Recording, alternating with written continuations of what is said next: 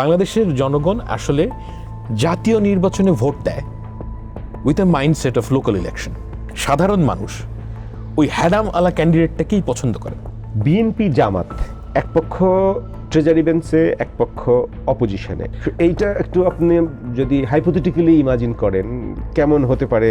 যদি BNP 2/3 majority পায় তাহলে বিএনপির ট্রু অপোজিশন হবে media and social media.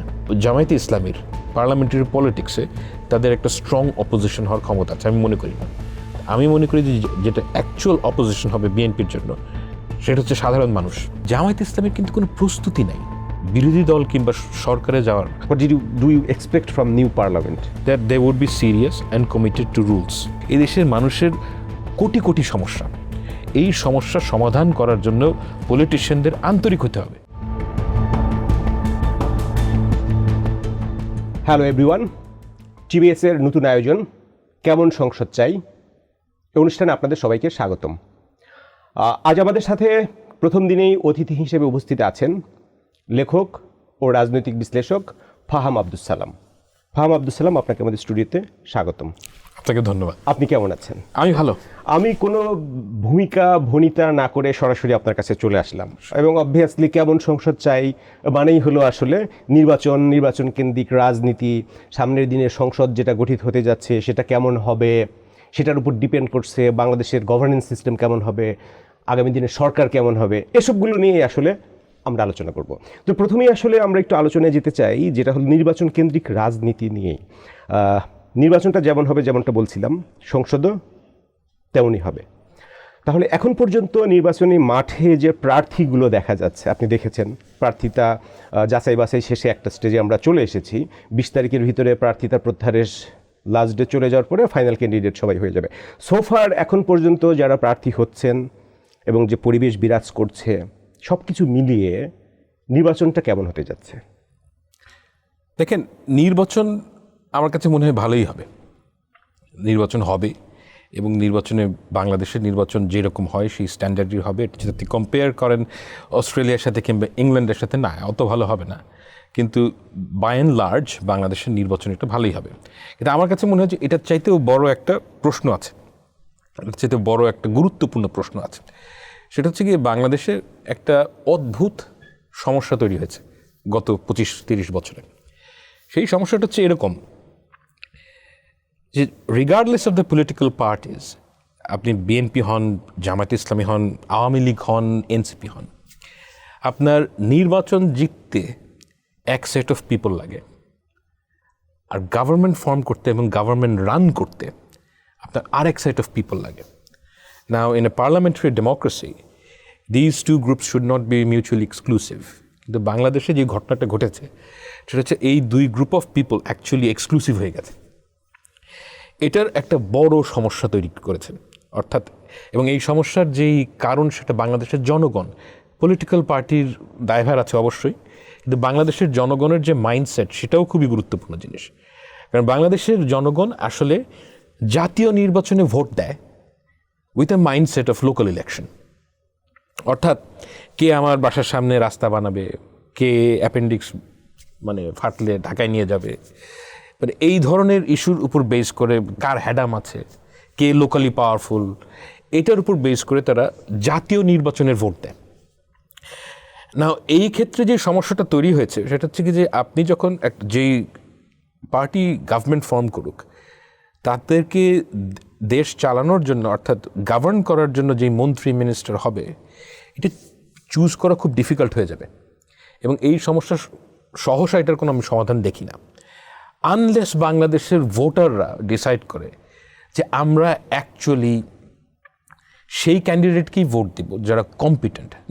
For instance এখন যদি একটা নির্বাচন হয়, আপনি দেখেন যে নেক্সট নির্বাচনের পর যেটা পার্লামেন্ট তৈরি হবে, সেই পার্লামেন্টের একটা খুবই গুরুত্বপূর্ণ কাজ হবে গিয়ে যে সংবিধান সংস্কার। এখানে কয়জন ল মেকিং বোঝে? আপনি যদি ক্যান্ডিডেটদের দেখেন, a large group of them they don't understand law making at all. তার উপর বাংলাদেশে গত 15 বছরে আসলে কোনো পার্লামেন্টারি ডেমোক্রেসি ছিল না, কোনো প্র্যাকটিস হয়নি। ওখানে গিয়ে ওই শেখ মুজিবের বন্দনা করতো, গান গাইতো মানুষ। ওই যে আপনার মনে আছে হয়তো, ওই মমতাজ ওখানে গান গাইতো। এটা বিচিত্র অবস্থা ছিল। তো ওই অবস্থা থেকে বের হওয়ার জন্য যেই ধরনের ক্যান্ডিডেট দরকার সেটা আমি মনে করি না যে বাংলাদেশের আগামী যেই সংসদ সেই সংসদে বেশ কিছু ভালো ক্যান্ডিডেট আছেন, আমি অস্বীকার করছি না, কিন্তু যেই ধরনের ক্যান্ডিডেট দরকার বাংলাদেশের জন্য, আমি কোনো পলিটিক্যাল পার্টির হয়ে কথাটা বলছি না, বলছি বাংলাদেশের স্টেবিলিটির জন্য যেই ধরনের ক্যান্ডিডেট দরকার আমি সেই রিপ্রেজেন্টেশন দেখি না। এইটা আমার একটা ভয়ের জায়গা। তাহলে আমরা যদি এভাবে বলি, আমরা আসলে কেমন সংসদ চাই, কাদেরকে দেখতে চাই সংসদে? ওয়েল দেখেন, আমি কেমন চাই না এটা আগে বলি। আমি চাই না যে বাংলাদেশে যেই এখন হচ্ছে যে আপনি লোকাল একটা পাওয়ারফুল ম্যান, তাকে সবাই ভোট দেয়, আসলেই সে পপুলার। আমি কিন্তু এটা বিএনপি কিংবা এনসিপি কিংবা জামাতকে দোষারোপ করছি না। আমি অ্যাকচুয়ালি দেখেছি যে বাংলাদেশের সাধারণ মানুষ ওই হ্যাডাম আলা ক্যান্ডিডেটটাকেই পছন্দ করে। এই জায়গাটা থেকে কোয়েশ্চেন করা উচিত যে আমি কি ল মেকারকে সংসদে পাঠাচ্ছি নাকি একটা হ্যাডামওয়ালা লোককে সংসদে পাঠাচ্ছি। এই জায়গাটায় মানুষের পরিবর্তন আনতে হবে। যেটা বলছিলেন যেটা হলো স্থানীয় উন্নয়ন, আপনার ব্রিজ, কালভার্ট, রাস্তাঘাট, আপনি বলছিলেন অ্যাপেন্ডিক্স হলে আমাকে হসপিটালের বেড পাইয়ে দেওয়ার ব্যবস্থা করে দেবে। তো এটা তো আসলে স্থানীয় সরকারের যে প্রতিনিধিরা তার করার কথা, ইউনিয়ন পরিষদ, উপজেলা পরিষদ, পৌরসভা, সিটি কর্পোরেশন, এই যে বিভিন্ন টিয়ার আছে, টিয়ারের লোকজনের করার কথা। তাহলে আমরা যাদেরকে আসলে এমপি হিসেবে ইলেক্ট করছি, তা বেসিক্যালি আমরা ইলেকশন করতেছি, আসলে ইলেক্ট করতেছি হয় উপজেলা চেয়ারম্যান বা ইউনিয়ন পরিষদের, এরকম প্রিটি মাচ। তাহলে ওই লেভেলে যখন আমরা ইলেক্ট করতে পারবো স্থানীয় সরকারের ওই লোকগুলোকে যারা আসলে জনগণের ওই কাজগুলো করবে, এক্স্যাক্টলি, তখনই কি কেবল আমরা শুধু ল মেকার হিসেবে যাদের আসলেই রিয়েলি আসার কথা সেই সেট অফ পিপল পাওয়া যাবে? Well that's the start. মানে আমি অ্যাটলিস্ট হোপ করতে পারি যে মানে ওইটা না হলে এটা হবে না। আই ডোন্ট নো ভবিষ্যতে কী হবে, কিন্তু আমি এই 5ই আগস্টের পর থেকেই এই কথা অনেকবার লিখেছি যে আমাদের যেটা দরকার সেটা হচ্ছে আমরা কীভাবে লোকাল গভর্নমেন্টকে স্ট্রেংথেন করব। এই ব্যাপারে বিএনপির উপর চাপ দেওয়া উচিত যে আমাদের একটা প্রপার প্ল্যান থাকা উচিত যে ওকে আমাদের কোনো লোকাল গভর্নমেন্ট নাই, অ্যাকচুয়ালি ফাংশনাল লোকাল গভর্নমেন্ট নাই যেটা আমরা চাই। এখন সে আপনি যদি একটা গ্রামের লোক হন, আপনার একটা মূল সমস্যা হচ্ছে গিয়ে আপনি দেখবেন যে জমি জমার যেই মানে প্রবলেম, এটা একটা বাংলাদেশের গ্রামীণ জনপদের একটা মূল সমস্যা, এবং ওটার জন্য তাকে ঢাকায় আসতে হয়। তো এই যে লোকাল সার্ভিসগুলো আপনি যদি ওই গ্রাম পর্যন্ত নিয়ে যেতে, আমি গ্রাম বলছি না, বলছি জেলা শহরগুলো পর্যন্ত অন্তত নিয়ে যাওয়া যায়, সেই ক্ষেত্রে বাংলাদেশে at least you can start hoping যে ভবিষ্যতে যে ল মেকার হবে তাকে ল মেকার হিসেবেই আমরা পার্লামেন্টে পাঠাবো। এখন সেটা করা যাচ্ছে না। আর আপনি আরেকটা যেই প্রশ্নটা করলেন সেটা হচ্ছে কি যে কেমন ধরনের পার্লামেন্ট চাই। আমি এক্সপেকটেশনের জায়গাটা, এক্সপেকটেশনের জায়গাটা হচ্ছে আইডিয়াল জায়গা থেকে কেমন চাই আমরা। আমি মূলত চাই একটা ফাংশনাল পার্লামেন্ট হোক। ফাংশনাল পার্লামেন্ট অর্থাৎ যেখানে জবাবদিহিতা থাকে, যেখানে আপনি একজন ডিসিশন মেকারকে প্রশ্ন করতে পারেন, এবং আমি অবশ্যই খুব স্ট্রং সংসদীয় কমিটি চাই। সংসদীয় committee it's a very potent tool যদি আমরা প্রপারলি ইউজ করি। আপনি আমলাদেরকে এখানে আনতে পারেন এবং এটা বাইন্ডিং ওভারসাইট ফাংশন যেটা সরকারের উপরে করা উচিত, এবং এটা যদি মানে নেক্সট গভর্নমেন্ট করে আর বি ভেরি হ্যাপি। মানে এটা বাইন্ডিং করা উচিত, এবং বাইন্ডিং করা উচিত অর্থাৎ আপনি যাকে তলব করবেন তাকে আসতেই হবে, এবং তাদের কোনো না কোনো ধরনের ইমপ্লিকেশন থাকা উচিত। তাদের ধরা যাক এই যে ওয়ারেন হেস্টিংসের যেই ট্রায়াল হয়েছিল সেটা কিন্তু পার্লামেন্টে হয়েছিল, এডমন্ড বার্গ করেছিল এই যে ভারতবর্ষে তার অপশাসনের জন্য।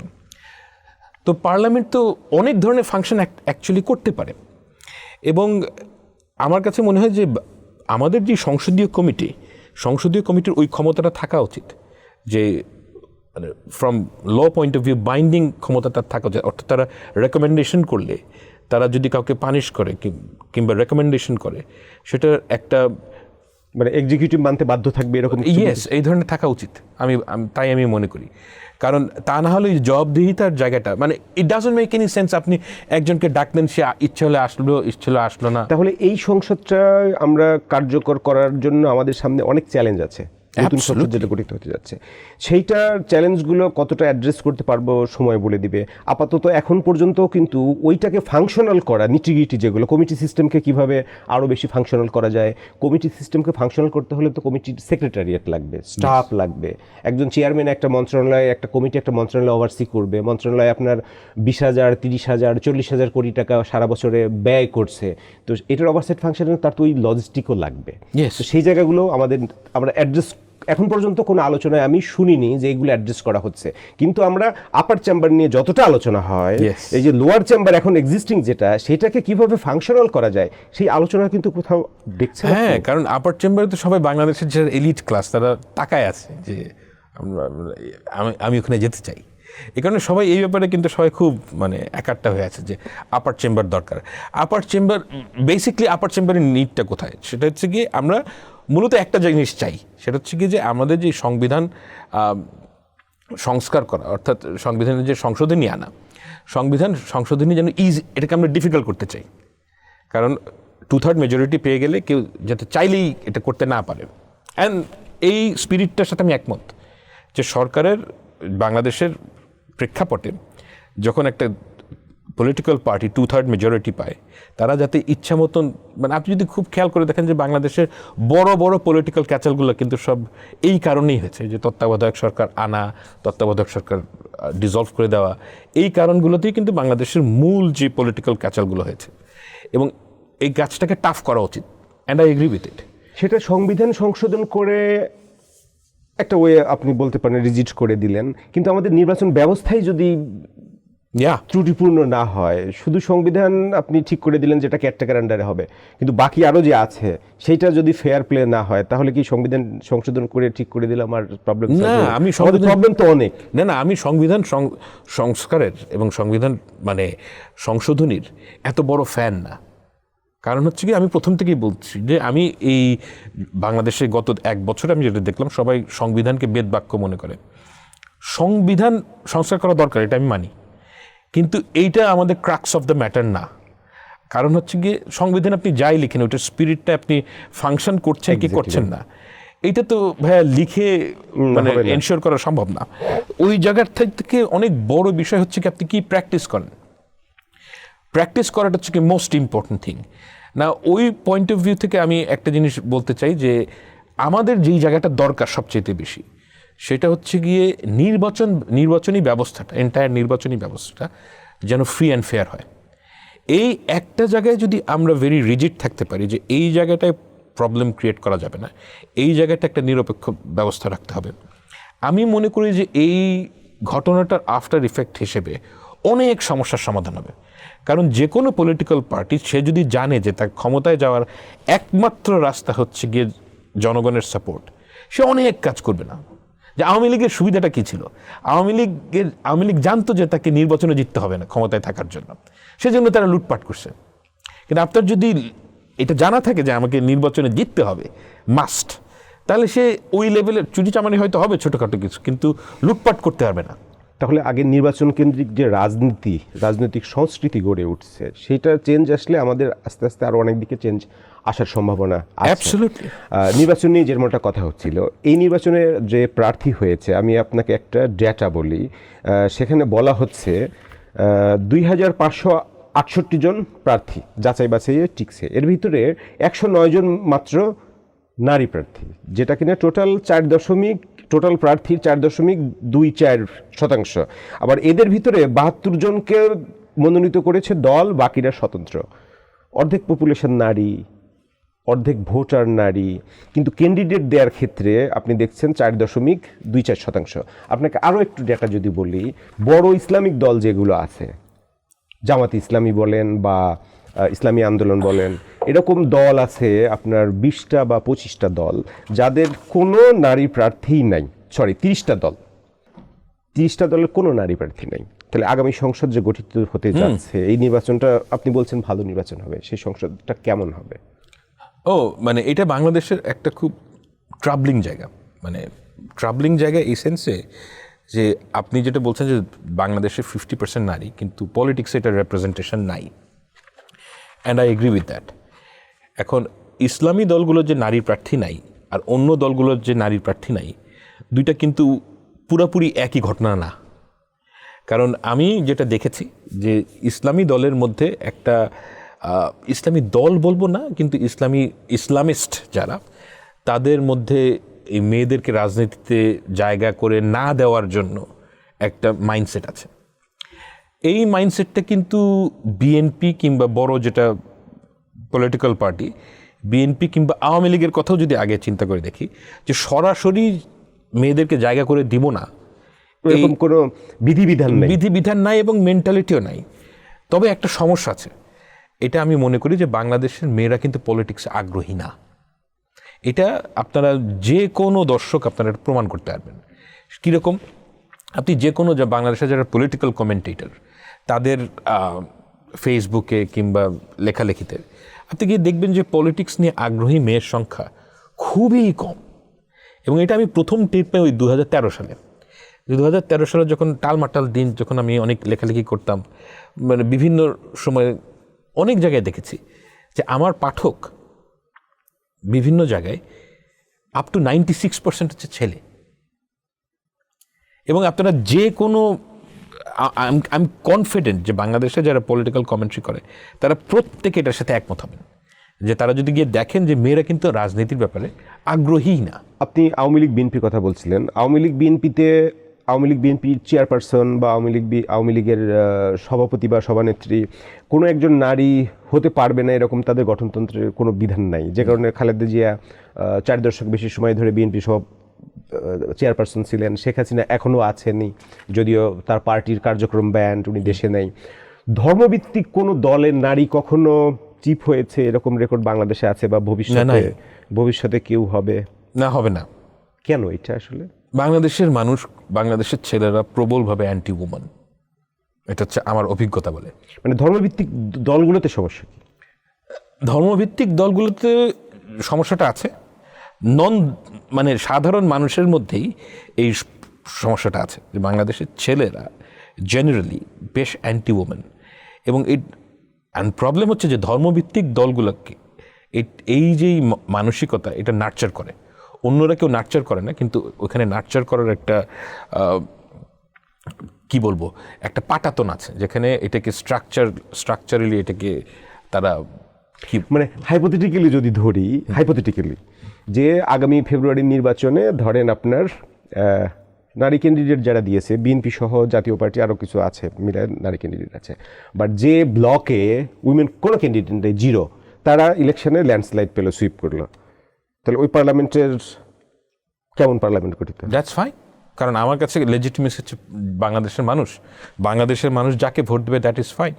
এখন এটা হচ্ছে কি আমাদের বাংলাদেশের মানুষের সঙ্গে আমি উল্টাভাবে আমি এইভাবে বলবো যে বাংলাদেশের মেয়েরা, যদি আপনারা মনে করেন যে এটা খুব অন্যায় হচ্ছে, ভোট দিন না, দ্যাটস ফাইন। মানে তাদেরকে ডিসাইড করতে হবে, তাদের হাতে তাদের অনেক ক্ষমতা আছে, ব্যালট পেপার আছে তাদের কাছে ব্যালট পেপার আছে, তাদেরকে ক্ষমতার এক্সার্ট করতে হবে। দেখেন, দুনিয়ায় কোনো কিছু খুব সহজভাবে আসে না মানুষের কাছে। আপনার ক্ষমতার জন্য আপনি যদি চান যে আমার ফেয়ার শেয়ার অফ ক্ষমতা আমার লাগবে, অ্যাক্ট ফর ইট। একটা ছেলে ক্যান্ডিডেট যা করে আপনিও তাই করেন।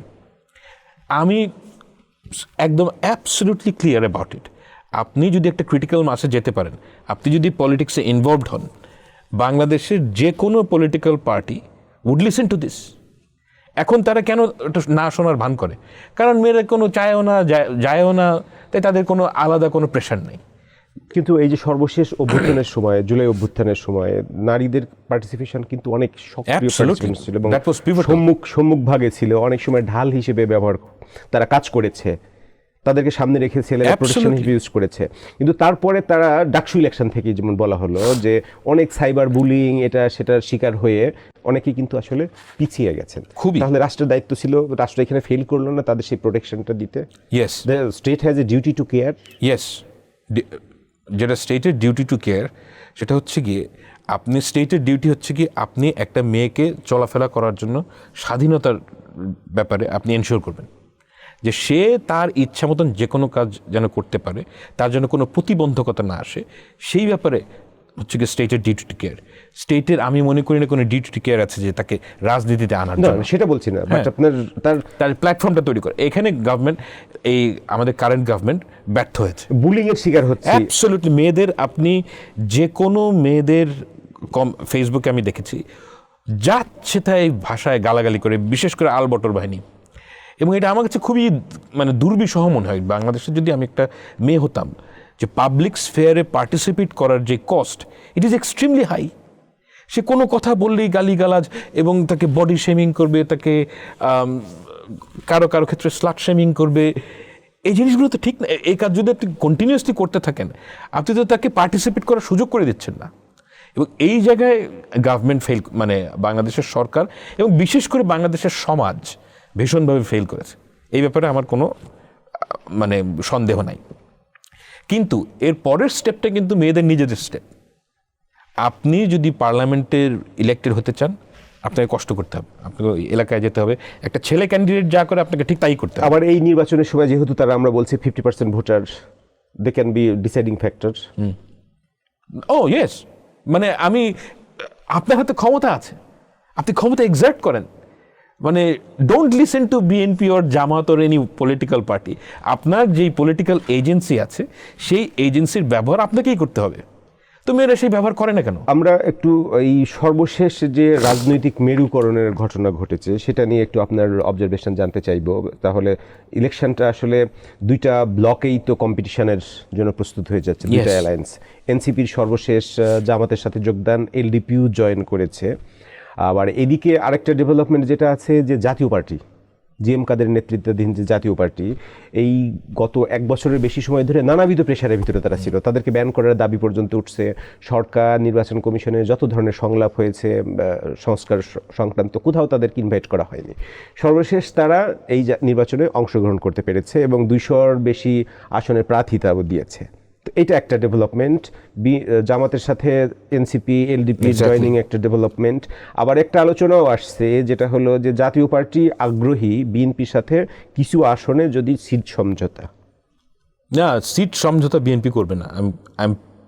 মানে বেশ, আমি তো বিএনপির মানুষ না, কিন্তু আমি জানি না, আমার কাছে মনে হয় যে সিট সমঝোতা বলতে আমরা যা বুঝি সেটা হচ্ছে গিয়ে, ধরেন আপনি এই এলাকায় একজন আওয়ামী লীগের ক্যান্ডিডেট কিংবা একজন জাতীয় পার্টির ক্যান্ডিডেট কিংবা এনসিপির ক্যান্ডিডেট, বিএনপি বলছে আচ্ছা আমি তোমাকে এই জায়গায় ক্যান্ডিডেট দিলাম না, তোমার অনারে হোয়াট এভার ইট ইজ। এটা হচ্ছে সিট সমঝোতা। এটা একটা হাইলি প্রবলেম্যাটিক জিনিস, হাইলি প্রবলেম্যাটিক প্রপোজিশন। এই কারণে যে আপনি চিন্তা করেন, আমি ওই এলাকার একজন ভোটার, আপনি হচ্ছেন গিয়ে বিএনপি, আপনি কি আমাকে জিজ্ঞেস করছেন? আপনি যদি একটু জোট করেন, আমি অ্যাটলিস্ট প্রিপেয়ার্ড, আমি জানি যে আপনি জোট করবেন এবং জোট করে ওখানে কে ক্যান্ডিডেট দিবে কি দিবে না সেটা আপনাদের বিষয়, আই অ্যাটলিস্ট আন্ডারস্ট্যান্ড দিস। কিন্তু আপনি যদি পিছনের মানে ব্যাকডোরে গিয়ে জামাত ইসলামের সাথে ঠিক করে বলেন যে এই এলাকায় আমি বিএনপি ক্যান্ডিডেট দিবে না, it's a very bad thing, it's a very bad decision. কারণ আমার কাছে মনে হয় যে সবচেয়ে বেশি ক্ষমতা জনগণের হওয়া উচিত। তাহলে আপনি বলছেন ওটা বিএনপি জাতীয় পার্টির আসন সমঝোতা নাও হতে পারে। এনসিপি এবং এলডিপির জামাতের জোটে যোগদানটাকে আপনি রাজনৈতিক তাৎপর্য কতখানি? খুব নেগলিজেবল। এবং আমি মনে করি যে এনসিপির এই কাজটা ইটস এ ব্লান্ডার। তাদের লং টার্ম পলিটিক্যাল যে জার্নি, সেই বিচারে আমার কাছে মনে হচ্ছে it's a blunder, absolute blunder. কারণ দেখেন 2001 সালে বিএনপি এবং জামায়াতে ইসলামী এই দুই এবং অন্যান্য সমমনা পলিটিক্যাল পার্টি একটা জোট করে। সেই জোটের যে রেজন ডেটার অর্থাৎ হওয়ার হেতু, সেটা হচ্ছে গিয়ে অ্যান্টি আওয়ামী লীগ ফোর্স হিসেবে। আওয়ামী লীগের বিরুদ্ধে সবাই একমত, রাইট? এবং অ্যাটলিস্ট একটা পলিটিক্যাল যদি আপনি স্ট্র্যাটেজি হিসেবেও দেখেন, it is okay, I can understand যে পলিটিক্যালি যেই লোকটা ধরেন বিএনপিকে ভোট দেয়, সে আওয়ামী লীগকে ঠেকানোর জন্য হয়তো জামায়াত ইসলামীকে ভোট দিবে, অ্যান্ড ভাইস ভার্সা। জামাতের যে লোকটা, সেও হয়তো আওয়ামী লীগকে না ভোট দেওয়ার জন্য বিএনপিকে ভোট দেবে। I at least understand, it's not a good thing, আমি এটার পক্ষে কথা বলছি না, কিন্তু এটার যেই জাস্টিফিকেশন দ্যাট ইজ সলিড। কিন্তু এই ক্ষেত্রে যেটা এনসিপির ক্ষেত্রে ভুল হয়েছে আমার কাছে মনে হয় যে জামায়াতে যেই মুহূর্তে দেখেন আওয়ামী লীগ চলে গেছে, জামাত আর বিএনপি কিন্তু একদম 6 তারিখ থেকেই জামায়াতে ইসলামী বিএনপিকে আক্রমণ করা শুরু করে, একদম 6 আগস্ট থেকে। তো আওয়ামী লীগ নাই, জোটের রিজনটা নাই না। এই ক্ষেত্রে যে জোটটা হয়েছে এটার রিজন ডেটাটা কি? কারণ জামায়াতে ইসলামীর ভোটাররা এবং ধরেন জামায়াত ইসলামীর ভোটাররা প্রচণ্ডভাবে অ্যান্টি বিএনপি, আই এগ্রি, কিন্তু এনসিপির ভোটাররা তো প্রবলভাবে অ্যান্টি বিএনপি না। এখন যেই সমস্ত আসনে তারা কি প্রো জামাত? তারা প্রো জামাতও না, যারা ভোটার। তাহলে এনসিপির ভোটাররা কি জামাতের ক্যান্ডিডেটকে ভোট দিবে না? আমার কাছে মনে হয় দিবে না। এনসিপিতে কিন্তু ভাঙনেরও সৃষ্টি হয়েছে এটাকে কেন্দ্র করে, এক ডজনের বেশি নেতৃবৃন্দ পদত্যাগ করেছে। কারণ এনসিপির যে নেতা নেত্রী তারা তো চায় না জামাতের, তাদের অনেকেই চায় না জামাতের সাথে জোট করতে। তাদের জন্য বেস্ট ছিল যে তারা যদি জামায়াতে ইসলামী কিংবা বিএনপির সাথে জোট না করে। কারণ দেখেন রিয়ালিটি হ্যাজ চেঞ্জড। এনসিপির যে প্রমিস ছিল 1 বছর আগে, সেই প্রমিস এখন আর তাদের মধ্যে নাই। আপনি যদি সাধারণ মানুষের সাথে কথা বলেন, they are not that popular anymore. তো সেই ক্ষেত্রে তাদের পপুলারিটি রিগেইন করতে হবে, এবং এই পপুলারিটি রিগেইন করতে গেলে তাদের জন্য জামাতি ট্যাগ হওয়াটা এটা একটা ভালো জিনিস না। সবাই ট্রোলিং করছে, অ্যান্ড মানে তাদের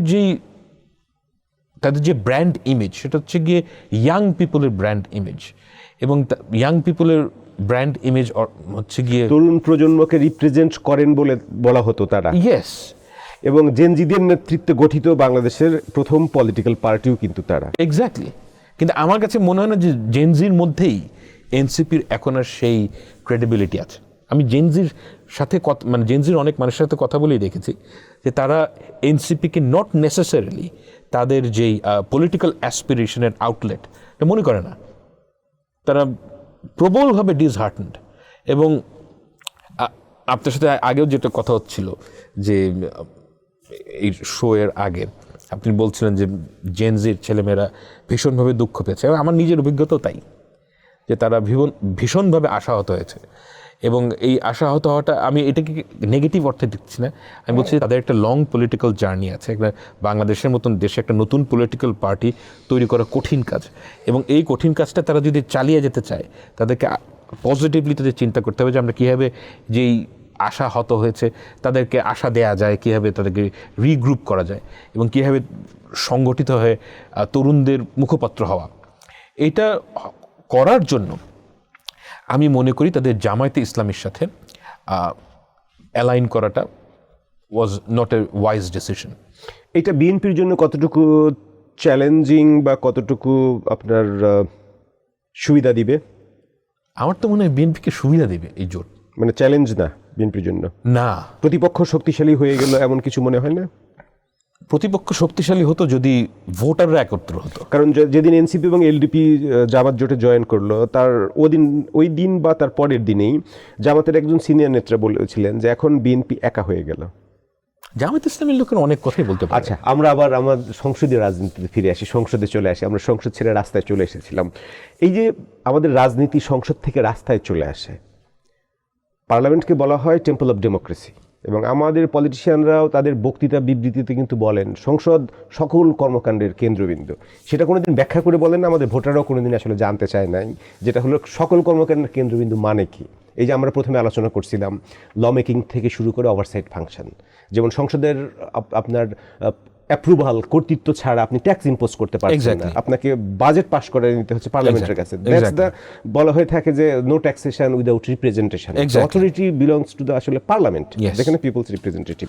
কিন্তু আমরা এই যে আশাহতের কথা বলছিলাম, আমি জাস্ট আপনাকে একটু ব্যাকগ্রাউন্ড ডেটা বলি আপনার আলোচনার সুবিধার্থে। সেটা হলো আমাদের এই আশা নিয়ে যাত্রা শুরু হয়েছিল স্বাধীনতার পরেও। তো 73-তে 1973 সালে প্রথম সংসদ নির্বাচন হলো। 2 বছরের মাথায় এসে আমরা একদলীয় শাসন পেলাম বাকশাল, যেখানে শুধু আপনার সংসদীয় গণতন্ত্রকে ব্যারি করলাম না, গণতন্ত্রটাকেই আমরা শেষ করে দিলাম। তারপরে ধরেন সামরিক শাসন, স্বৈর শাসন, এই চলতে চলতে 1990 সালের ডিসেম্বর পর্যন্ত আসলো আবার একটা গণ অভ্যুত্থান। সেই গণ অভ্যুত্থানের মাধ্যমে 91 সালে আবার আমরা স্বপ্ন দেখছিলাম সংসদীয় গণতন্ত্রের যাত্রাও শুরু হলো। প্রথমে 1-2 বছর ভালোই যাচ্ছিল, তারপর আবার সেই নির্বাচন কেন্দ্রিক, নির্বাচনটা কেমন হবে, কার অধীনে হবে, কিভাবে ক্ষমতায় যাওয়া যাবে, সেই কেন্দ্রিক রাজনীতি থেকে সংসদ বর্জনের রাজনীতিও কিন্তু শুরু হলো। সেই যে সংসদ বর্জনের রাজনীতি শুরু, আপনার 7 পার্লামেন্ট যেটা 1996 সালে গঠিত হলো, সেটাতে সংসদ বর্জন হয়েছে। 8ম জাতীয় সংসদ যেটা 2001 থেকে 6 ছিল, সংসদ বর্জন হয়েছে। 2008-এর নির্বাচনের মাধ্যমে যেটা গঠিত হলো, সেটাও সংসদ বর্জনের কালচার ছিল। এরপরে 14, 18, 24 এই ইলেকশনগুলোর আলোচনায় আমরা না হয় নাই গেলাম, কারণ এটা একতরফা ছিল, একদলীয় ছিল, পার্লামেন্ট ছিলই না। পার্লামেন্ট বলে আসলে ওইটার জাস্ট একটা ফর্মালিটি মেনটেন করে কিছু সেখানে বসেছে। তাহলে এই যে রাজনীতিকে পার্লামেন্টে রাখা, পার্লামেন্টের যাতে আর রাস্তায় না আসবে, আগামী সংসদ যাদের নিয়ে গঠিত হতে যাচ্ছে, সেই জায়গাটায় কতটা আশার আলো দেখাতে পারবে? ওয়েল, এইটা এই মুহূর্তে বলা কঠিন, এই মুহূর্তে বলা কঠিন, কারণ মানে যেটা আমরা একটু আগে বলছিলাম যে আমরা কিন্তু একটা নতুনভাবে জার্নি শুরু করতে যাচ্ছি। কারণ আমাদের এইবারের পার্লামেন্টের ম্যাক্সিমাম যারা মেম্বার হবেন তারা কিন্তু জীবনে প্রথমবার হচ্ছেন, ম্যাক্সিমাম। এবং এই জায়গায় আমাদের সিনিয়র লিডারশিপ মানে আমার ধারণা জামায়াত ইসলামের খুব কম ক্যান্ডিডেট আগে পার্লামেন্ট মেম্বার হয়েছেন। বিএনপির কিছু ক্যান্ডিডেট আছে যারা আগে পার্লামেন্ট মেম্বার হয়েছেন এবং তাদের একটা বয়সের দিক থেকেও তারা সিনিয়র। যে সিনিয়রদের যে রোল প্লে, এটা this would be the most important thing. আমি একটা জিনিস ভয় পাই যে 1991 সালের নির্বাচনের পর হাসিনা যেই জায়গায় আমাদের পলিটিক্সের টোন সেট করেছিল, এটা খুবই আত্মঘাতী। মানে আমি কোনো কাজই করতে দিব না, যে কোনো কিছু বললেই আমি এগেইনস্টে যাব। অপোজিশন মিনস অপোজিশন, মানে এই লেভেলের অপোজিশন একটা দেশের জন্য খুবই আত্মঘাতী। আমরা ওখান থেকে বের হতে চাই। যে আপনি যেটা বললেন, আমি আপনার সাথে একমত যে পার্লামেন্টেই সকল প্রবলেমের সলিউশন বের করতে হবে, পার্লামেন্টের প্রপারলি অ্যাক্ট করতে হবে, এবং পার্লামেন্টে কিন্তু যথেষ্ট ক্ষমতা আছে। যদি মারামারিও করতে চান আপনারা পার্লামেন্টের ভিতরে করেন, এক্স্যাক্টলি, মারামারিটা রাস্তায় নিয়ে আসবেন না, এক্স্যাক্টলি, জনগণ জনজীবনকে বিপর্যস্ত না করে। এক্স্যাক্টলি, মানে আমার কাছে মনে হয় যে এটা মানে আমরা কি এইরকম গান্ডু জাতি হব যে আমরা যে কোনো কিছুতে শাহবাগে গিয়ে মানে অবরোধ করে মানুষের জনজীবন বিঘ্ন করে আমরা। তো এইটা ওই যে সংবিধান সংশোধন সংস্কারের কথা বলা হচ্ছে, কোথাও ওই সংস্কার করা যায় কিনা, যেটা হলো আপনার পার্লামেন্টের মেয়াদ থাকাকালীন সময়ে সেটার বিরোধী দল মানে অবভিয়াসলি অনেক রিজিড হয়ে যাবে যে এই পার্লামেন্ট বয়কট করতে পারবে না, বয়কট কালচার। কারণ ও আগের পার্লামেন্ট, যে পার্লামেন্টগুলোর আমি উদাহরণ বললাম, ওই পার্লামেন্টগুলো দেখবেন যেটা হলো অর্ধেকের বেশি কার্যদিবস বিরোধী দলের অনুপস্থিতিতেই সংসদ একতরফাভাবে, মানে একটা বাইসাইকেল 2টা চাকা থাকা দরকার, একটা চাকায় চলছে। হ্যাঁ, এবং এই কাজগুলো আমার কাছে মনে হয় কি এটার যে মাইন্ডসেটটা তৈরি হয় সেটা হচ্ছে যে পার্লামেন্টে বিরোধী দল হয়, যেই হোক, বিএনপি, আওয়ামী লীগ অতীতে যেই হয়েছে, তাদের মাথায় একটা জিনিস কাজ করে যে আমার যে ভোটার তারা এটা মাইন্ড করবে না, আমার যে যারা আমাকে ভোট দিয়েছে আপনি যে তার সাথে অ্যাকচুয়ালি বিশ্বাসঘাতকতা করছেন এটা তারা মনে করে না। আমার তো দায়িত্ব আছে, আমাকে যে ভোট দিয়ে এখানে পাঠিয়েছে তার হয়ে কথা বলার জন্য তো আমাকে দায়িত্ব আছে আমার। এই দায়িত্ব যদি আমি না পালন করি এটা তো ভালো জিনিস না। এবং এই জায়গার কারণে আমার মনে হয় যে বাংলাদেশের পলিটিক্সের যে পার্লামেন্ট সিরিয়াস না, এবং এখানে এবং এটা কিন্তু আইন করে ঠিক করা সম্ভব না, এটা প্র্যাকটিসের বিষয়। এবং এখানে যারা সিনিয়র লিডারশিপ আছে ফ্রম বোথ দি পার্টিজ, তাদের হিউজ রেসপন্সিবিলিটি আছে। এবং আপনি যেমনটা বলছিলেন সিনিয়রদের রেসপন্সিবিলিটি আছে, এবং বড় একটা অংশ নতুন প্রথমবারের মতো সংসদে আসছে। ইয়েস, রুলস অফ প্রসিডিউর, সংসদের ফাংশন, কিভাবে কথা বলতে হয়, মাঠের ভাষা আর সংসদের ভাষা তো এক না। কারণ আপনি মাঠে যা কিছু বলে যাচ্ছেন আপনাকে ধরছে না, কিন্তু ওইখানে বললেই দাবি উঠবে যে তার বক্তব্য এক্সপান্স করা হোক। আনপার্লামেন্টারি ল্যাঙ্গুয়েজ কিভাবে অ্যাড্রেস করতে হয়, কোন পয়েন্টে দাঁড়ায়, তাহলে এদের জন্য তো এক্সটেন্সিভ আসলে ওরিয়েন্টেশনও দরকার। সেটা কিনা পার্টিগুলো সেই প্ল্যান আছে কিনা, ওয়েল মানে আমি জানি না, কারণ এটা তো আসলে সত্যি কথা বলতে কি এই মুহূর্তে আমার মনে হয় না কোনো পলিটিক্যাল পার্টি ওই পর্যায়ে গেছে ভাবছেন, এত অ্যাডভান্স লেভেলে ভাবছেন বলে আমার মনে হয় না। আপনি অনলাইনে অনেক লেখালেখি করেন যেমনটা বলছিলেন, এবং আপনার অনলাইন অ্যাক্টিভিস্ট হিসেবেও আপনার একটা বড় পরিচিতি আছে। সামাজিক এই যোগাযোগ মাধ্যমে যে ধরনের আপনার কন্টেন্ট আসে, অনেক কন্টেন্ট আসে ভালো, দ্যাটস ওকে, কিন্তু কিছু কন্টেন্ট আসে উস্কানিমূলক, ইনস্টিগেট করছে, গুজব ছড়াচ্ছে, পলিটিশিয়ান কোনো ব্যক্তি সম্পর্কে কুৎসা রটনা করছে, এগুলো তো চলছে। আবার আমাদের এখানে কিন্তু এমনও ঘটেছে যেটা হলো বিভিন্ন মব ভায়োলেন্সকে ইনস্টিগেট করা হয়েছে, অর্গানাইজড করা হয়েছে। এই ফোর্সটা আগামী নির্বাচনের ঝুঁকি হিসেবে আবির্ভূত হতে পারে কিনা? অ্যাবসলিউটলি। তাহলে সেটার প্রতিকারের উপায় কি থাকবে? ওয়েল, আমি একটা জিনিস মনে করি, দেখেন, একটা হচ্ছে কি আপনি ভুল করেছেন, ভুল তথ্য দিয়েছেন, এটা আমরা সবার ক্ষেত্রেই হতে পারে। কিন্তু ডিসইনফরমেশন, আপনি যেখানে একটা প্ল্যান্ড ওয়েতে একটা গুজব ছড়াচ্ছেন এবং একটা ইনস্টিগেট করছেন, মিথ্যা কথা বলছেন, এটাকে আমাদের ট্যাকল করার জন্য আমাদের হেভি হ্যান্ডেড হতে হবে। একটা উদাহরণ দিই, আমাদের অনলাইন অ্যাক্টিভিস্টরা ডেইলি স্টার এবং প্রথম আলোতে আক্রমণের জন্য যাদের মিলিয়নস অফ ফলোয়ার্স আছে, তারা এই আগুনে বাতাস দিয়েছে। নাও দিস ইজ আনএক্সেপ্টেবল। আমি নিজে ডেইলি স্টার এবং প্রথম আলোর এগেনস্টে বহু বছর ধরে ট্রোল করি, কারণ আমি মতামত তৈরি করার চেষ্টা করি। আপনি ক্রিটিক ছিলেন। আমি ক্রিটিক ছিলাম, দ্যাটস ফাইন। মানে আপনি যে কোনো, দ্যাট ওয়াজ গুড ফর প্রথম আলো, ডেইলি স্টার টু। আমি জানি না তারা কীভাবে নিয়েছে সেটা আমি জানি না, কিন্তু আমি ক্রিটিক তাদের। কিন্তু আপনি একটা অফিসে গিয়ে হামলা করতে পারেন না। এবং এই কাজ যারা করেছে শুধুমাত্র ইলিয়াস হোসেনের অ্যাকাউন্ট, আমি নিশ্চিত না, কারণ এই ব্যাপারগুলো ক্লিয়ারলি বলা সম্ভব না। আমি যদি ভুল বলে থাকি আমি ক্ষমা প্রার্থী। শুধুমাত্র ইলিয়াস হোসেনের ফেসবুক অ্যাকাউন্ট নামানো হয়েছে। এখানে আরও অনেকে ছিল, অনেকেই ডগ হুইসলিং করছিলেন। আমি মনে আছে যে একজন লিস্ট দিয়েছেন, মানে এই ছায়ানট ভাঙতে হবে, ওগুলো ভাঙতে হবে। এটা কী ধরনের কথা?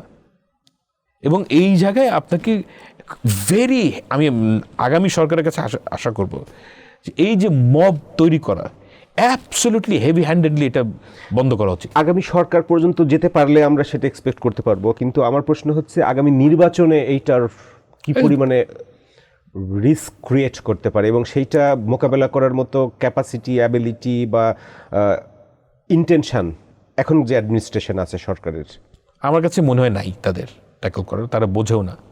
এবং আমার কাছে এটাও মনে হয় যে এটা একটা বিশাল সমস্যা হিসেবে দেখা দিবে। দ্যাটস মাই ফেয়ার অ্যাসেসমেন্ট, যে এটা অ্যাকচুয়ালি একটা বিশাল, ইনফ্যাক্ট এটা এই মুহূর্তে একটা খুব বিশাল সমস্যা। আপনি যে কোনো মিথ্যা কথা যে কোনো কাউকে নিয়ে বললেই মানুষ এটা বিশ্বাস করে। আর বাংলাদেশের মানুষের একটা পিকিউলিয়ার ট্রেন্ড আছে। আপনি যদি ইলেকশন ডে তো আমাদের এখানে খুবই টেন্স থাকে ইলেকশন ডে, এবং আমাদের এখানে আসলে ইলেকশনটা একটা যুদ্ধের মতো ভাব। হ্যাঁ, কারণ দেখবেন আপনার ইলেকশনের নিরাপত্তাতে যে পরিমাণে খরচ হয়, এটা were like situation. As if অন্য দেশ থেকে কেউ না কেউ এসে আমাদের ভোটগুলো চুরি করে বা লুট করে নিয়ে যাবে, সেটা পাহারা দেওয়ার জন্য হচ্ছে এই পরিমাণে সিকিউরিটি অ্যারেঞ্জ করা হচ্ছে, কয়েক হাজার কোটি টাকা সিকিউরিটিতে ব্যয় হবে।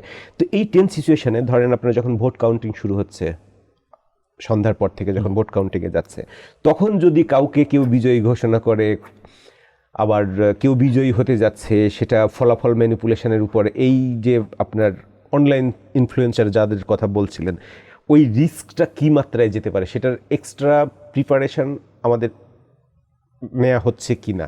কারণ আমাদের সরকারের তরফ থেকে কিন্তু বলা হচ্ছে যে নির্বাচন কেন্দ্রিক সোশ্যাল মিডিয়ায় যা কিছু হতে পারে সেগুলোর প্রতি মোকাবেলার জন্য এই মেকানিজম থাকবে।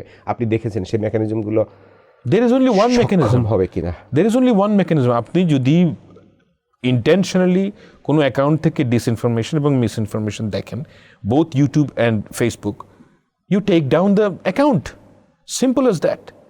কারণ হচ্ছে গিয়ে দেখেন, আপনি মতামত সৃষ্টি করেন, আপনি গালাগালি করেন, কোনো সমস্যা নেই। কে করবে সেটা?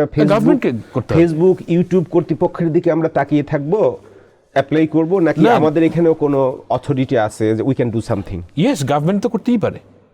গভর্নমেন্ট ইলিয়াস হোসেনের একটা গভর্নমেন্ট কেমন করে করেছে না, আমি again I am not sure.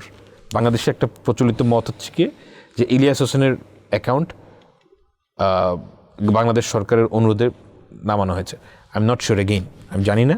কিন্তু বাংলাদেশের ফেসবুকে এটা একটা আলোচনা ছিল এবং এটাই জনপ্রিয় মতামত।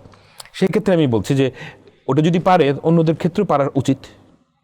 And let me B absolutely clear, আমি কিন্তু ফ্রিডম অফ এক্সপ্রেশনের এগেনস্টের মানুষ না, প্রবলভাবে এর পক্ষের মানুষ, কিন্তু মিসইনফরমেশন এবং ডিসইনফরমেশন ফ্রিডম অফ স্পিচকে ব্যাহত করে। আমার ফ্রিডম অফ স্পিচকে আপনি যদি মিথ্যা কথা বলেন, যদি আমাকে নিয়ে গুজব ছড়ান, সেটা তো অ্যাকচুয়ালি ব্যাহত করে। অন টপ অফ দ্যাট আপনি যদি অর্গানাইজড ভায়োলেন্সের দিকে যান, এটা সবার জন্য বিপদ। তো ওই বিপদ আটকানোর জন্য ইয়েস আপনাকে স্ট্রিক্ট হতে হবে যে these are two different categories. আপনি মতামত তৈরি করেন, কোনো অসুবিধা নেই। আপনার বিএনপির কোনো নেতাকে গালি দিতে, বিষয়টা কি এরকম, যেটা হলো আপনি এখানে ফ্রি স্পিচ যার যত খুশি বলছি, কিন্তু একটা গ্যারান্টি আছে যে আপনি কখনোই আমাকে ঘুষি মারবেন না, ফিজিক্যালি আমাকে অ্যাসল্ট করবেন না। অ্যাবসলিউটলি। আমার ফ্রি স্পিচের হদ্দি হচ্ছে এখানে আমি আমার নাক পর্যন্ত আসতে পারেন, but you can't touch my nose. আপনাকে আমি টাচ করতে পারবো না। অন এন্ড আপনার যে প্রাইভেট প্রপার্টি, আমি এটা ধ্বংস করার আমার কোনো অধিকার নেই। এবং আমার যে ইমেজটা আছে সেই ইমেজটাও আপনি অ্যাসাসিনেট করবেন না রিউমারের মাধ্যমে, উস্কানির মাধ্যমে। এই জায়গাটা গ্রে এরিয়া, এই জায়গাটা ভীষণভাবে গ্রে এরিয়া। এখানে কোনো দিকে একভাবে স্ট্যান্স নেওয়া সম্ভব না। কারণ ধরেন আপনি যদি হার্ভি ওয়াইনস্টাইন হন, সেই ক্ষেত্রে আপনার যে ইমেজ আমি ধ্বংস করতে চাচ্ছি না, সেটা তো সোসাইটিতে কারো একটা ইমেজ তৈরি হয়ে যায়। ইয়েস। তো এখন ধরেন আমাদের এখানে কিছু পলিটিশিয়ান তো ক্লিন পলিটিশিয়ান হিসেবে পরিচিত আছে, যেটা দলমত নির্বিশেষে সবাই তাকে রেসপেক্ট করে। ভোট দিবে কি দিবে না, দ্যাটস ডিফারেন্ট কোশ্চেন, দলমত নির্বিশেষে। সেই পলিটিশিয়ান সম্পর্কে তার যে ইমেজটা, ওই ইমেজটা যদি এখন আমি এই মিসইনফরমেশন, ডিসইনফরমেশন নানাভাবে ম্যানিপুলেট করে এআই জেনারেটেড, এইটা যদি আমি হার্ট করতে চাই, তাহলে এইটা I don't have an answer to this. I don't have an answer to this because এই জায়গাটা ভীষণভাবে ট্রিকি। এটার কোনো স্ট্রেইট এক সাইডে নেওয়ার মতন উপায় নাই। যেমন কোন জায়গায় জোক, কোন জায়গায় আমি ফাইজলামি করছি। যেমন ধরেন আমি এআই দিয়ে একটা ফাইজলামি করলাম কাউকে নিয়ে, বাট ইট ইজ ফাইজলামি। হ্যাঁ, এটা আমি বুঝতে পারছি। ওটাকে আপনি মানে ব্যান করবেন না।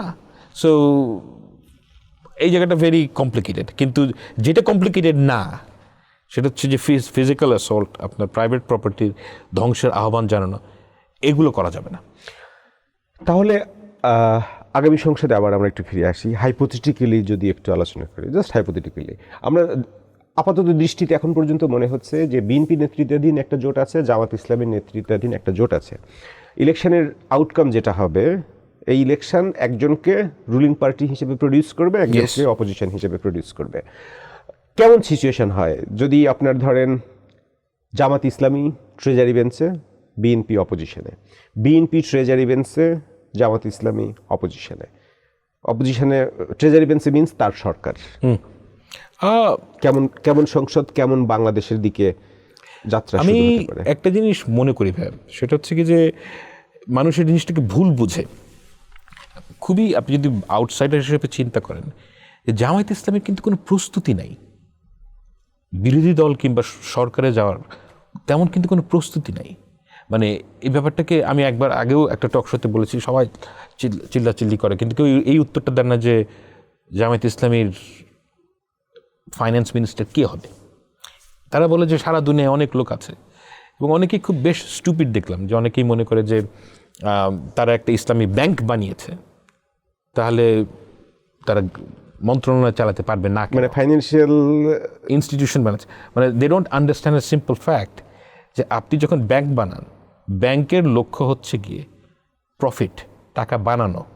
আর সরকার যখন চালান, সরকারের লক্ষ্য হচ্ছে গিয়ে টাকা খরচ করা অ্যান্ড ওয়েলফেয়ার নিশ্চিত। ইয়েস, কমপ্লিটলি ডিফারেন্ট জিনিস।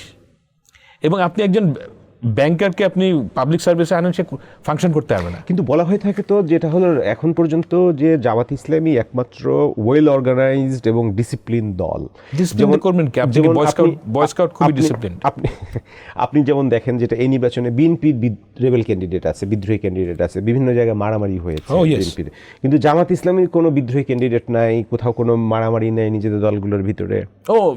ওয়েল অর্গানাইজড এবং দে টুক লটস অফ প্রিপারেশন। এমন ওয়েল অর্গানাইজড হতে লাভ নাই, আপনাকে তো গভর্নমেন্ট অ্যাকচুয়ালি দেশটাকে চালাতে হবে। আপনি আমাকে 3 জন ক্যান্ডিডেটের কথা বলেন জামায়াত ইসলামের, যেই 3 জন ক্যান্ডিডেট কোনো লার্জ বিউরোক্রেসিতে মিড লেভেলে কাজ করেছে। These are difficult jobs.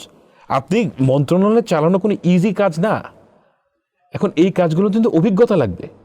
আপনার কোনো লার্জ অর্গানাইজেশনে যদি আপনি কোনোদিন কাজ না করেন, এবং আপনি যদি গিয়ে মানে আপনি পার্লামেন্টেরিয়ান হতে পারবেন, কিন্তু আপনি যখন মন্ত্রণালয় চালাবেন আপনার এক্সপিরিয়েন্স লাগবে। Most of the candidates, I am quite certain about it, আপনি যদি তাকে ব্যালেন্স শিট দেন, ব্যালেন্স শিট পড়তে পারবে না। সেই প্রিপারেশন কি তাহলে বিএনপির আছে? বিএনপির মধ্যে আমি ক্যান্ডিডেটদের মধ্যে না হলেও ক্যান্ডিডেটদের মধ্যে তো আছেই, অনেক এক্সপিরিয়েন্স লোক আছে, দ্যাট আই ক্যান ভাউচ। অনেক এক্সপিরিয়েন্স লোক বিএনপিকে হেল্প, মানে বিএনপির যে একটি পলিসিগুলো যেমন দেখছে। নতুন সরকারের সামনে বড় চ্যালেঞ্জ হিসেবে যেগুলো আসছে, অর্থনীতি একটা বড় বিষয়, তার সবার আগেই আসবে যেটা হলো জিনিসপত্রের দাম কমানো, দ্রব্যমূল্যকে কন্ট্রোলে আনা। এবং সরকার যখন ক্ষমতা নিচ্ছে নির্বাচনের মাধ্যমে, তার 2-3 দিন পরেই রমজান শুরু হয়ে যাচ্ছে। এক্স্যাক্টলি। এবং রমজান আসা মানেই কিন্তু বাংলাদেশের একটা কমন ক্যারেক্টার, বাজারে আগুন লাগে। আগুন লাগে। সেই আগুনের মুখে নতুন সরকারের যাত্রা শুরু হচ্ছে। এক্স্যাক্টলি। আরও মানে আরও হাজার হাজার চ্যালেঞ্জ থাকবে, কিন্তু আমি যে জিনিসটা দেখতে চাই যে কম্পিটেন্ট প্রফেশনালস। কারণ আমি এমন লোক চাই না, যেমন ধরেন আমি দেখছিলাম যে জামায়াত ইসলামের একজন আগের ক্যান্ডিডেট, উনি একজন ওয়াজ করেন, সে পিকিউলিয়ার ম্যান, মানে আমি জানি না ফাইনালি উনি মানে মনোনয়ন পেয়েছেন কিনা, মানে হয়তো জোটের কারণে পান নাই, আই ডোন্ট নো। তো উনি দেখি যে বলছেন যে ফেসবুকে একটা ওয়াজের মধ্যে বলছেন যে আমি যদি আজকে রাতে বলি কালকে 100টা বিয়ে করতে পারবো। নাও আই ওয়াজ থিঙ্কিং যে this guy is potentially a parliament member, মানে what kind of a stupid man he is. আপনি পার্লামেন্ট মেম্বার হচ্ছেন, এগুলো কী ধরনের কথা বলেন? মানে এগুলো জিনিসগুলো যখন ছোট বাচ্চারা দেখেন, এই জিনিসগুলোকে না ট্রিভিয়ালাইজ করে ফেলে, ওখানে আমার সবচেয়ে বড় আপত্তি। যে প্রশ্নটা আপনি আসলে তুলছেন, তাহলে এই যে পার্লামেন্টারি ল্যাঙ্গুয়েজ, যেটা পার্লামেন্টে গেলে একটা আপনার ফুল ফ্রিডম আছে, হ্যাঁ, উইদিন দ্য পার্লামেন্ট ইমিউনিটি আছে, বাট আপনার আবার রেস্ট্রিকশনও আছে। ইয়েস, আপনার শব্দ চয়নে আপনাকে সতর্ক হতে পারে। এবং বলা হয়ে থাকে যেটা হলো কোন ভাষাটা আসলে সংসদীয় কোনটা অসংসদীয়, ভাষার গুণগত পর্যায়েটাও এটা ডিপেন্ড করে। তাহলে এখন যাদের বক্তব্য আপনি শুনছেন, সেটা জামাতেও আছে, বিএনপির ক্যান্ডিডেটরাও আছে, এই যে ভাষায় বক্তব্য দিচ্ছে সংসদে গিয়ে, এই ভাষার পরিবর্তন ঘটাবে কিভাবে আগামী সংসদে? ওয়েল, চেষ্টা করতে হবে। এগুলো তো গ্যারান্টি দেওয়া সম্ভব না। যেটা সম্ভব সেটা হচ্ছে বাংলাদেশের সাধারণ মানুষকে এই কনসেনসাসে আসতে হবে যে এই জোকারদের আমরা পার্লামেন্টে পাঠাবো না। মানে বাংলাদেশের সাধারণ মানুষের এজেন্সি আছে এবং এই এজেন্সি তাদের ব্যবহার করতে হবে। আপনি যেখানে যেই দলেরই, যদি বিএনপির হয়, জোকারদেরকে আপনি পার্লামেন্টে পাঠায়েন না। আমরা আগে কখনোই এমন সংসদ ওইভাবে দেখি নাই, মানে যে সংসদগুলো, মানে আমাদের আসলে বাংলাদেশের ইতিহাসে 4টা নির্বাচন তো মোটামুটি গ্রহণযোগ্য নির্বাচন হয়েছে, 4টাই ইন্টারিম গভর্নমেন্ট কেয়ারটেকারের আন্ডারে হয়েছে, 91, 96 জুন, 2001, 2008। বিএনপি জামাত এক পক্ষ ট্রেজারি বেঞ্চে, এক পক্ষ অপোজিশনে, এই সিচুয়েশন আমরা কখনো দেখি নাই। এই পার্লামেন্টে সেটা দেখতে যাচ্ছি। Yes, most probably. মানে এইটা একটু আপনি যদি হাইপোথেটিক্যালি ইমাজিন করেন, কেমন হতে পারে? আমি মনে করি, হ্যাঁ, আমি সত্যিকার অর্থেই মনে করি বাংলাদেশে যদি বিএনপি 2/3 মেজরিটি পায়, তাহলে বিএনপির ট্রু অপোজিশন হবে media and social media. I do not think যে পার্লামেন্টে যেই ক্ষমতা থাকবে, পার্লামেন্টে যেই কয়টা সিট পাবে, যদি 2/3 মেজরিটি ক্রস করে, সেই ক্ষেত্রে জামায়াতে ইসলামীর পার্লামেন্টারি পলিটিক্সে তাদের একটা স্ট্রং অপোজিশন হওয়ার ক্ষমতা আছে। আমি মনে করি না। আমি মনে করি যে যেটা অ্যাকচুয়াল অপোজিশন হবে বিএনপির জন্য, সেটা হচ্ছে সাধারণ মানুষ। বাংলাদেশের এলিট ক্লাস বলেন, এরা ধীরে ধীরে জনমত তৈরি করবে বিএনপির এগেইনস্টে, এবং সেটার মূল বাহন হবে ফেসবুক অ্যান্ড ইউটিউব। আমি মনে করি না যে যদি রেজাল্ট উল্টাটা হয়, 2/3 মেজরিটি জামাত অ্যালায়েন্স পেল না, জামায়াত ইসলামের 2/3 মেজরিটির কোনো উপায় নেই। আপনি এটা হাইপোথেটিক্যালি ভাবতে চান না? না, যেমন হাইপোথেটিক্যালি আমি এটা চিন্তা করতে পারি না যে আওয়ামী লীগ নেক্সট ইলেকশন জিতছে। না, আওয়ামী লীগ তো প্রসেসেই নেই। তো বাট হাউএভার, মানে 2/3 মেজরিটি পাওয়ার জন্য যেই ধরনের পাবলিক সাপোর্টের কথা আমি বাদ দিচ্ছি, আমি বলছি যেই ধরনের সংগঠন দরকার, যে ধরনের জনমত দরকার, সেটা জামায়াত ইসলামীর নাই। 2/3 majority for Jamaat at least next election is not possible. তাহলে আগামী নির্বাচনে আপনি মোটামুটি কনফিডেন্ট বিএনপি নির্বাচনে জিতবে। It doesn't matter. আমি আসলে না কনফিডেন্ট না, আমি ওই লাইনে চিন্তাই করি না।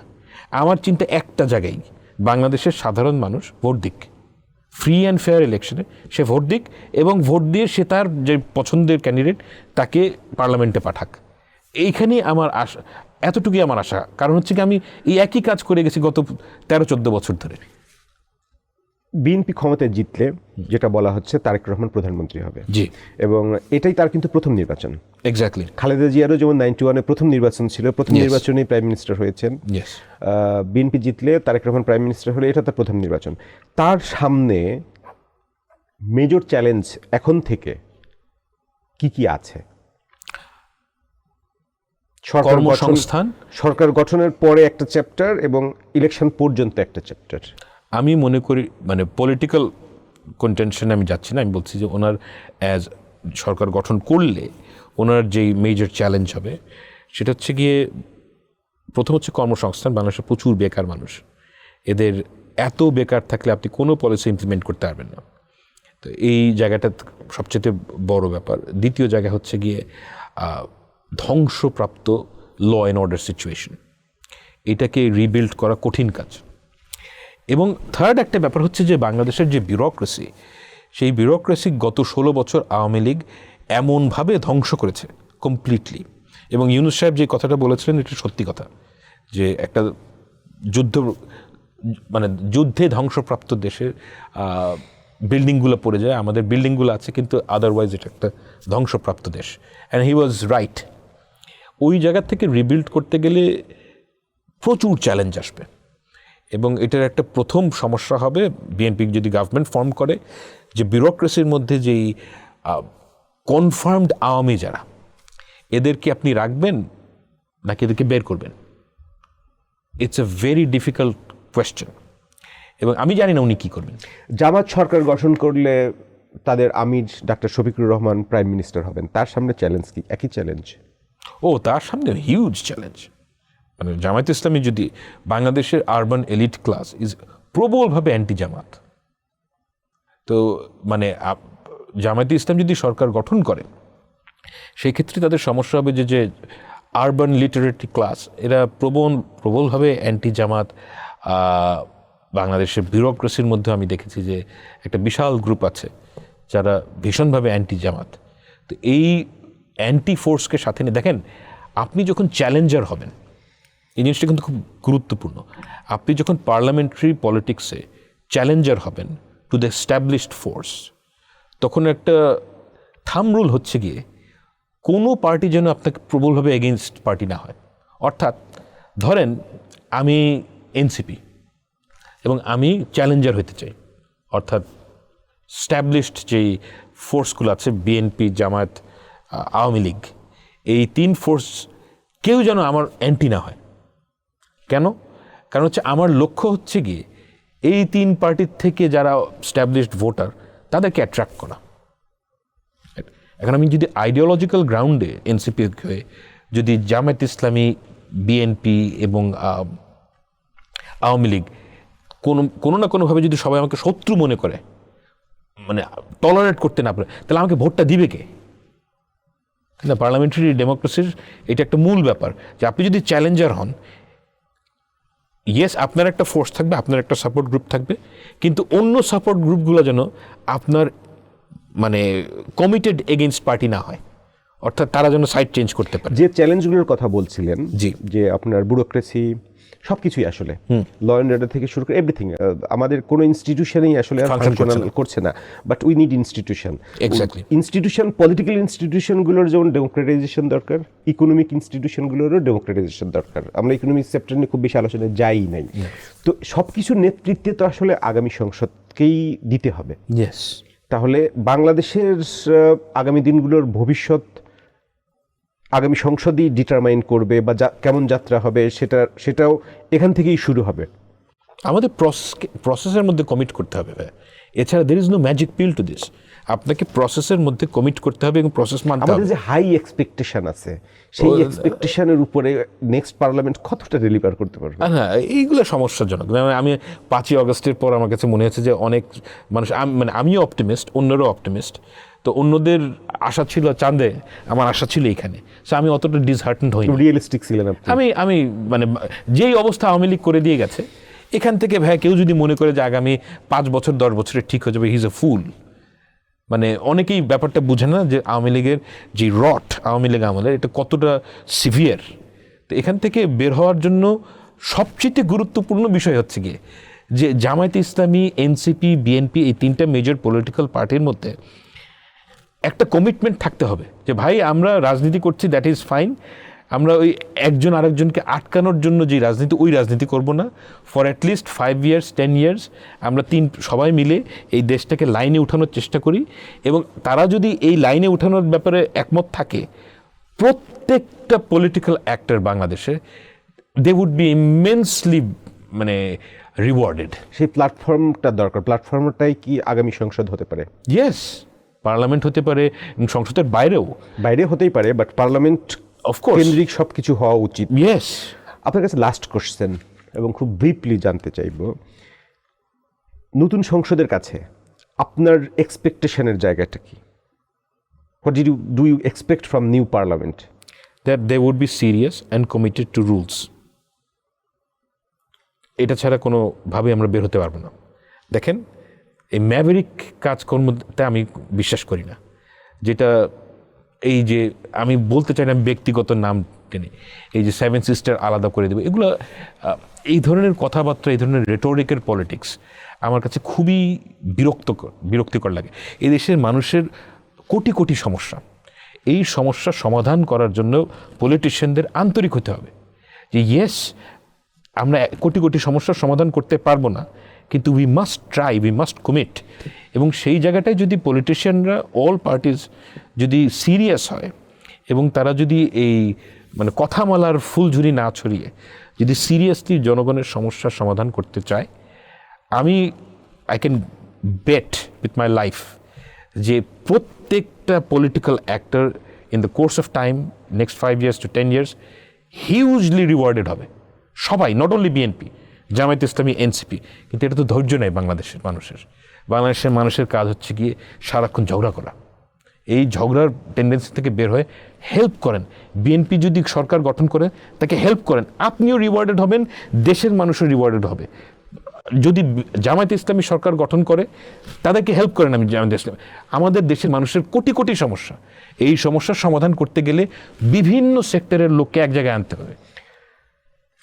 ফাহাম আব্দুস সালাম, আপনাকে ধন্যবাদ আমাদের আলোচনায় অংশ নেওয়ার জন্য। আপনি ভালো থাকবেন, সুস্থ থাকবেন, নিরাপদে থাকবেন। আর আমাদের পার্লামেন্ট বিল্ডিংটার আর্কিটেকচারাল বিউটি কিন্তু অনেক সুন্দর। অ্যাবসলিউটলি। মানে পার্লামেন্ট আছে, বাট পার্লামেন্টে প্রাণটা নেই। সেই প্রাণটা ফিরে আসবে আগামী নির্বাচনের মাধ্যমে, সেটাই আমরা এক্সপেক্ট করি। আপনাকে অসংখ্য ধন্যবাদ। ডিয়ার ভিউয়ার্স, আমাদের সাথে থাকার জন্য আপনাদের ধন্যবাদ। আপনারা ভালো থাকবেন, সুস্থ থাকবেন, নিরাপদে থাকবেন।